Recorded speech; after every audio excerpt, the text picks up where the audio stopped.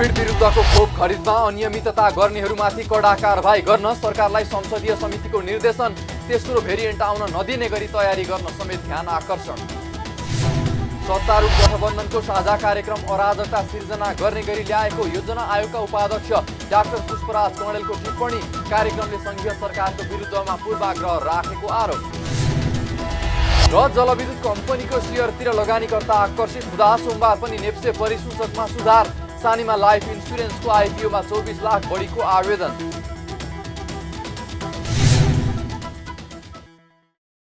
हामी छौं पल पल तपाईसँग, हिमाल पहाड तराईसँग, साथ छ हाम्रो बढ्ने कदमलाई। सलाम छ ती पोरखी हातहरूलाई, जिन्दगी सजाइदिन्छौँ हामी, हर सासको साथी बन्छौँ हामी। सुरक्षा अनि समृद्धि प्राण छ हाम्रो। आफू पनि बचौं, अरूलाई पनि बचाऊ। आजै नेपाल लाइफमा जीवन बिमा गरौँ। हामी हौं नेपाल लाइफ। नेपाल लाइफ, किनकि जीवन अमूल्य छ।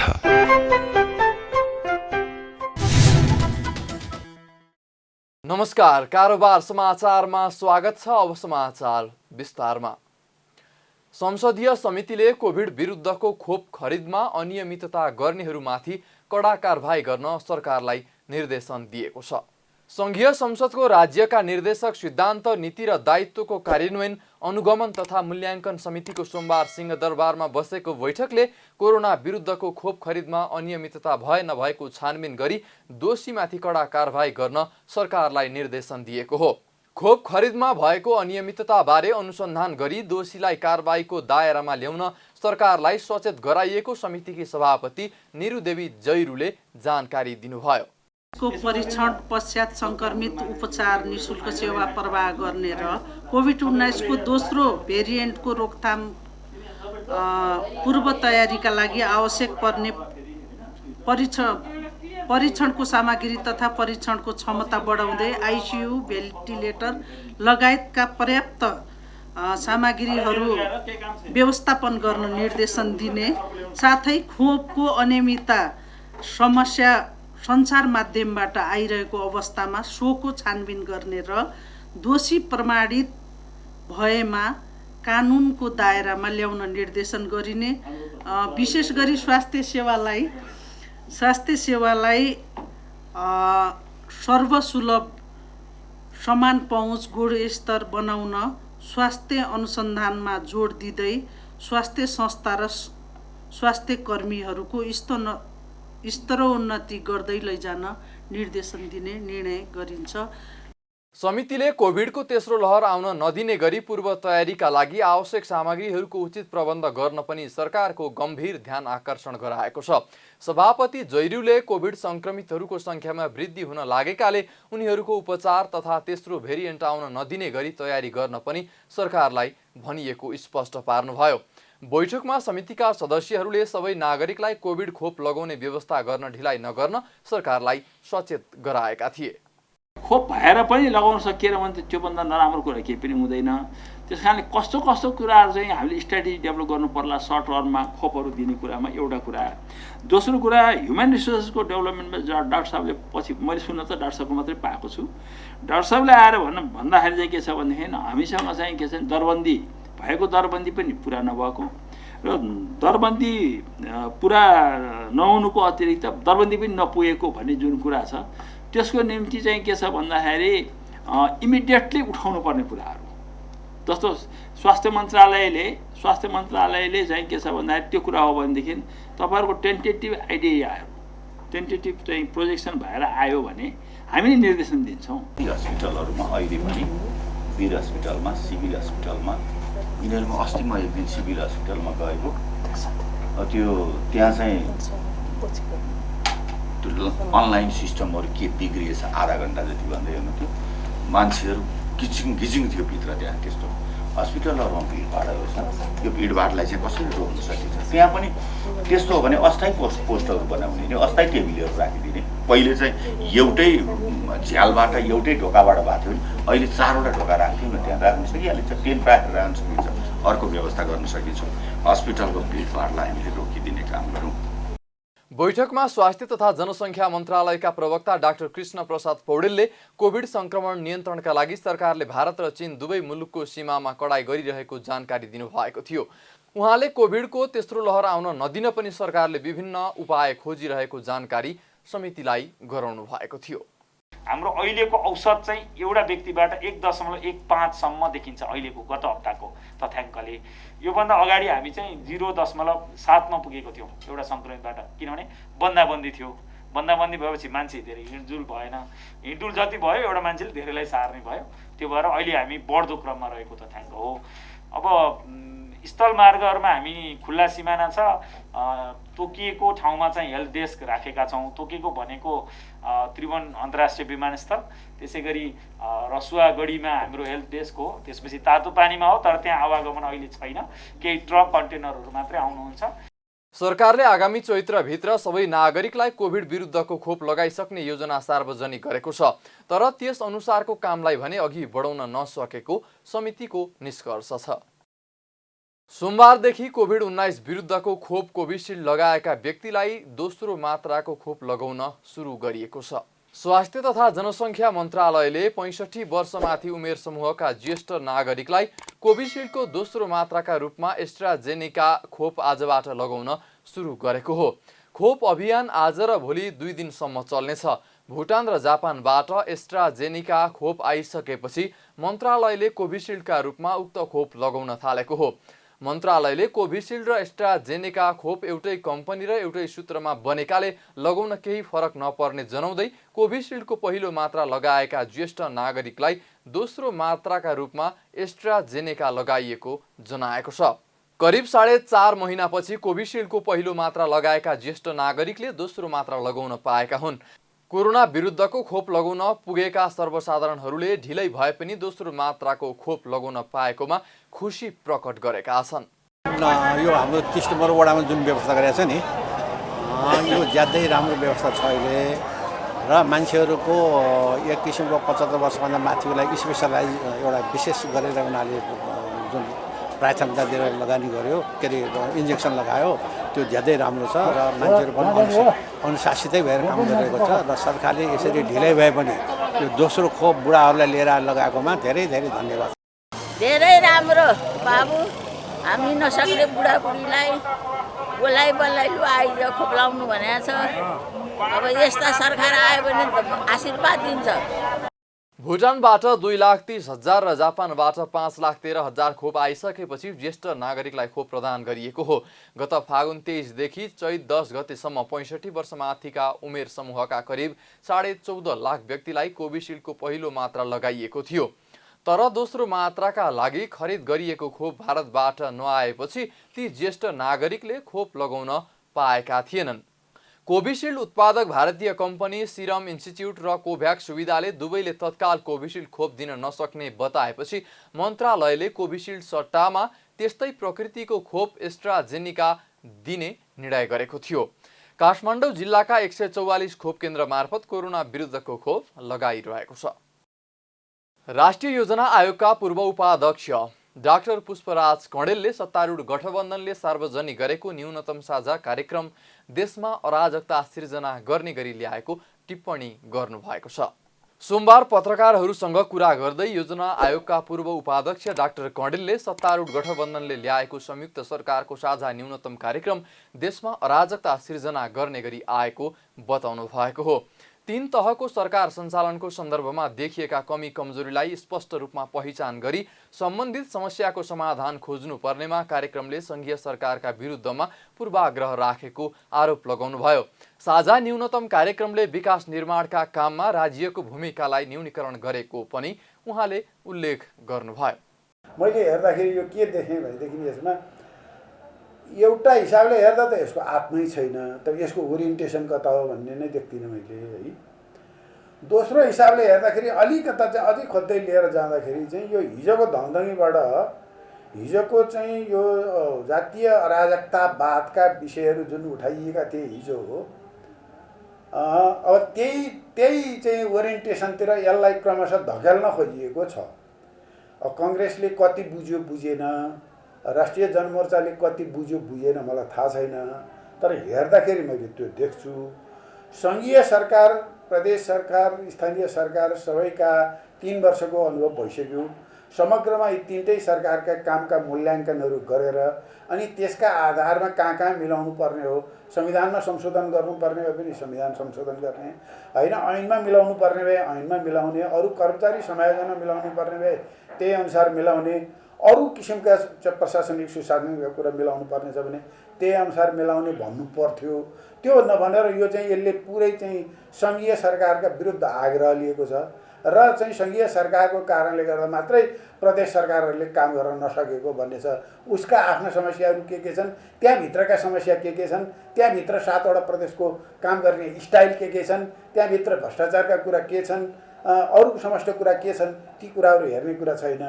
सङ्घीय तहमा एकदम चाहिँ सब ठिक भएको छ भन्ने कुरो पनि भन्न खोजिया होइन। यो तीनटै तहलाई हेरेर अनि चाहिँ त्यो साझा सूचीलाई चाहिँ अब प्रष्ट बनाउने कुरो ठिकै छ, तर पनि चाहिँ त्यो एकहोरो एउटा देशमा अराजकता सिर्जना गर्ने हिसाबले पो यो आयो कि राज्यको भूमिकामा विकासलाई अगाडि बढाउने भन्ने कुरालाई राज्यको भूमिकालाई चाहिँ न्यूनीकृत गर्दै अब फेरि उही पुरानो चाहिँ रटानतिरै पो जान लागेको हो कि जस्तो खालको देखिन्छ एउटा कुरो। मैले आयोगका पूर्व उपाध्यक्ष डाक्टर कँडेलले 15औं योजनाको कतिपय कुराहरूलाई समेटेर संयुक्त सरकारको साझा न्यूनतम कार्यक्रम बनाइएको भए पनि 15औं योजनालाई कतै उल्लेख नगरिएको भन्दै असन्तुष्टि समेत व्यक्त गर्नुभयो। सन् 2026 सम्ममा नेपाललाई अल्पविकसित देशबाट विकासशील देशमा लैजाने निर्णय भइसकेको उल्लेख गर्दै उहाँले यस सम्बन्धमा रणनीतिक तयारी गर्ने जिम्मेवारी रहे पनि यस विषयलाई नसमेटिएको बताउनुभयो। त्यसैगरी दिगो विकासका लक्ष्यका विषय पनि समावेश नभएको उहाँको भनाइ छ। हामीले 15औं योजना बनाउनुभन्दा अगाडि केपी ओली सरकार आइसकेपछि त्यो पहिलो हाम्रो शपथ ग्रहण कार्यक्रममै प्रधानमन्त्रीले त्यतिबेर हामीलाई दिनुभएको निर्देशन के थियो भने 14औं योजनालाई तपाईँहरूले कार्यान्वयन गर्नुहोस् र त्यसको आधारमा 15औं योजना निर्माण गर्नुहोस् भन्नुभएको थियो। अब अहिले हामीले 15औं योजना निर्माण गरेका छौँ र 2 वर्ष बितिसक्यो, तेस्रो वर्ष लाग्यो। भलै दुर्भाग्यपूर्ण कोभिडको स्थिति र राजनीतिक यो चाहिँ तलमाथिको स्थितिले गर्दाखेरि त्यसले चाहिँ पूर्ण रूपमा कार्यान्वयन हुन नपाउने स्थिति भयो। त्यसका केही टार्गेटहरूमा चाहिँ पुनरावलोकन गर्नुपर्ने स्थिति देखियो। यो कुरो बजेटले पनि बोलेकै छ, अध्यादेश बजेटले पनि बोलेकै छ र गर्नुपर्ने त्यो आवश्यकता पनि देखिन्छ। जुन आकाङ्क्षाका साथ हामीले त्यसलाई अगाडि सारेका थियौँ त्यो आकाङ्क्षा पुरा नहुने हो कि भन्ने कुरो चाहिँ सामान्यतया देखिएको स्थिति छ। साझा न्यूनतम कार्यक्रम लय मिलेको दस्तावेज भन्दा पनि विभिन्न किसिमका आधारहरू जोडेर बनाइएको संयुक्त दस्तावेज जस्तो देखिएको समेत उहाँको टिप्पणी छ। सत्तारूढ दल नेपाली कांग्रेसको संस्थापन इतर जिल्ला सभापतिहरूको भेला काठमाडौँमा सुरु भएको छ। पार्टीको महाधिवेशन र मन्त्री परिषद विस्तारको कामले गति लिन नसकेपछि उत्पन्न परिस्थितिबारे छलफल गर्न पार्टीका संस्थापन पक्ष इतर जिल्ला सभापतिहरूको भेला सुरु भएको हो। सोमबार काठमाडौँको ठम्मेल स्थित एक होटलमा जारी भेलामा 35 जिल्लाका भौतिक रूपमा र 11 जना भर्चुअल गरी 47 जिल्लाका सभापतिहरू सहभागी हुनुभएको भेलामा सहभागी नेपाली कांग्रेस जिल्ला कार्य समितिका सभापति सबुज बानियाले जानकारी दिनुभयो। अहिले हामी यहाँ फिजिकली रूपमा चाहिँ हामी उपस्थित भएका 35 जिल्ला छौँ र एउटा उहाँहरू चाहिँ एउटा सामाजिक सञ्जालको मार्फतबाट अर्को 12 जना हुनुभएको छ। करिब हामी 46-47 जना चाहिँ छौँ। छलफल आएर काठमाडौँ होइन, आज नै होइन, यो नियमित रूपमा हामी बस्ने छौँ। अहिले यो सरकार मैले भने सरकारका सन्दर्भमा र यो अधिवेशनको सन्दर्भले गर्दा केही साथीभाइहरू चाहिँ उत्साहजनक रूपमा चाहिँ यो धेरै भएर छलफल गऱ्यो भने अझ उत्कृष्ट निस्किन्छ भनेर मात्रै बसेका हौँ। यो हाम्रो भेला यो कुनै कुराको यो गुट उपगुट होइन, यो पार्टीलाई र सरकारलाई चाहिँ सफल बनाउनको लागि पार्टीलाई एउटा भोलिका दिनलाई चाहिँ एउटा सक्षम नेतृत्व कायम गर्नलाई अहिले भएका विवादहरू जति देखिएको छ तपाईँहरू यो आन्तरिक भन्दा पनि बाह्य रूपमा चाहिँ विवादहरू सिर्जित गरेका छ। क्या यो सिर्जित विवादहरूलाई चाहिँ समापन कसरी गर्ने, यसको निकास कसरी दिने र त्यसमा चाहिँ हाम्रो मध्य हुन्छ। त्यही दुई दिनसम्म चल्ने भेलाले लिएको निष्कर्ष पार्टीका सभापति शेरबहादुर देउवा, वरिष्ठ नेता रामचन्द्र पौडेल लगायतका नेताहरूलाई बुझाउने तयारी गरिएको छ। काङ्ग्रेसको आसन्न 14औं महाधिवेशनको मिति सर्ने अवस्था भएपछि समयमै महाधिवेशन सम्पन्न गर्न नसकेको भन्दै सभापति देउवा विरुद्ध वरिष्ठ नेता पौडेल पक्ष आक्रोशित भएको छ। त्यसैगरी सरकारलाई पूर्णता दिने विषयमा पनि प्रधानमन्त्री देउवाले आवश्यक छलफल नगरेको पौडेल पक्षको आरोप छ। साताको दोस्रो दिन पनि शेयर बजार मापन गर्ने नेप्से परिसूचकमा सुधार आएको छ। नेप्से परिसूचकमा आइतबार 0.6 अङ्कको सुधार आएकोमा सोमबार 1.54 अङ्कको सुधार आएको हो। तीव्र उतार चढावका बीच परिसूचकमा सामान्य सुधार आएको दिन क वर्ग कम्पनीहरूको कारोबार मापन गर्ने सेन्सेटिभ इन्डेक्स भने 2.05 अङ्कले घटेको छ। आज कुल 224 कम्पनीको 2 करोड 53 लाख किता सेयर 14 अर्ब 13 करोड रुपैयाँ बराबरमा किनबेच भएको छ। आइतबार 14 अर्ब 30 करोड 81 लाख रुपैयाँको सेयर कारोबार भएको थियो। अघिल्लो दिन झैँ आज पनि जलविद्युत समूहले समग्र परिसूचक र कारोबार रकम बढाएको हो। जलविद्युत समूहको परिसूचक सबैभन्दा धेरै 119.57 अङ्क अर्थात् 3.35%ले बढेको छ। यस्तै वित्त समूहको परिसूचक पनि अघिल्लो दिनको तुलनामा 3.35%ले बढेको छ।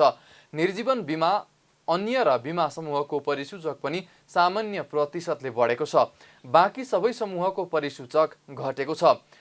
आइसिएफसी कर्पोरेट विकास बैंक बाहेक 10%ले मूल्य बढ्ने सबै जलविद्युत कम्पनी नै रहेका छन्। अरुण भ्याली हाइड्रो पावरको सबैभन्दा धेरै 67 करोड रुपैयाँको सेयर कारोबार हुँदा माथिल्लो तामाकोसीको 58 करोड 31 लाख, अपी पावरको 53 करोड 45 लाख, सिनर्जी पावरको 50 करोड 23 लाख र युनाइटेड मोदी हाइड्रो पावरको 45 करोड रुपैयाँ बराबरको सेयर किनबेच भएको छ।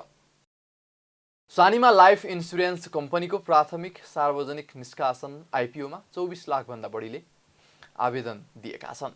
साउन 20 गतेदेखि 24 गतेसम्म खुल्ला गरिएको आइपिओमा बुधबार साँझसम्म 24,19,127 जनाले आवेदन दिएका हुन्।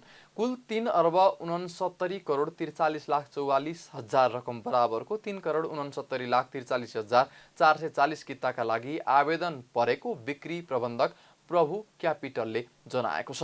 उक्त कम्पनीका अनुसार मागको तुलनामा 6.84 गुणा बढीको आवेदन परेको थियो। कम्पनीले निष्कासन गरेको सेयर मध्ये 3 लाख किता कर्मचारीलाई र अर्को 3 लाख किता सामूहिक लगानी कोषलाई सुरक्षण गरी बाँकी 54 लाख किता सेयरका लागि सर्वसाधारणले आवेदन दिएका हुन्। मागभन्दा बढीको आवेदन परेकाले कम्पनीको आइपिओ गोला प्रथाबाट बाँडफाँड गरिने जनाइएको छ। सुन चाँदीको मूल्य घट्ने क्रमले साताको दोस्रो दिन पनि निरन्तरता पाएको छ। सोमबार छापावाला सुन प्रति तोला 89,000 रुपैयाँमा कारोबार भएको नेपाल सुन चाँदी व्यवसायी महासङ्घले जनाएको हो।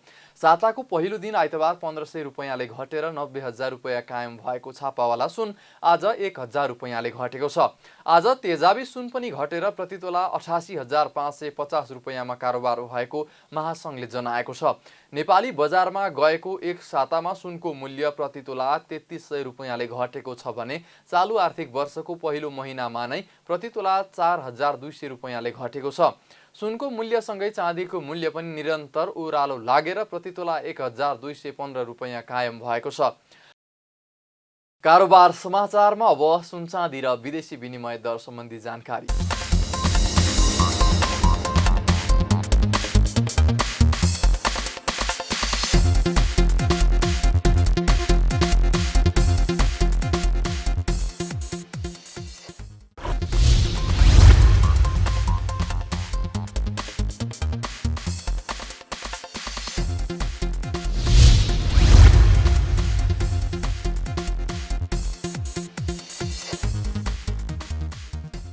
बिदा हुनु अघि अहिलेसम्मका प्रमुख समाचार फेरि एकपटक। कोभिड विरुद्धको खोप खरिदमा अनियमितता गर्नेहरूमाथि कडा कारबाही गर्न सरकारलाई संसदीय समितिको निर्देशन। तेस्रो भेरिएन्ट आउन नदिने गरी तयारी गर्न समेत ध्यान आकर्षण। सत्तारूढ गठबन्धनको साझा कार्यक्रम अराजकता सिर्जना गर्ने गरी ल्याएको योजना आयोगका उपाध्यक्ष डाक्टर पुष्पराज कणेलको टिप्पणी। कार्यक्रमले संघीय सरकारको विरुद्धमा पूर्वाग्रह राखेको आरोप। जलविद्युत कम्पनीको सेयरतिर लगानीकर्ता आकर्षित हुँदा सोमबार पनि नेप्से परिसूचकमा सुधार। सानिमा लाइफ इन्सुरेन्सको आइपिओमा 24 लाख बढीको आवेदन।